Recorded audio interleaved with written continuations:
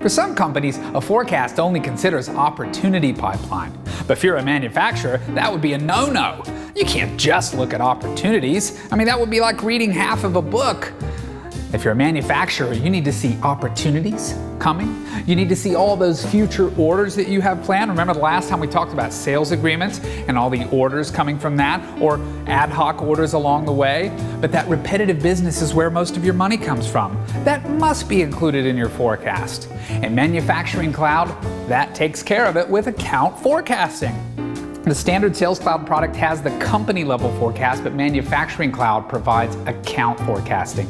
Bring all that together, opportunities, orders, compare that to a target, see it over time, but be able to factor in growth.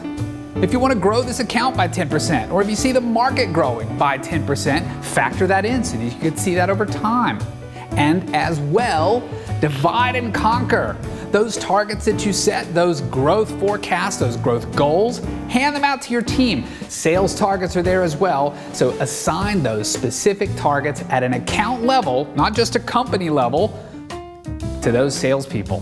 Manufacturing Cloud brings that. Take a look at this and good luck in your digital transformation journey.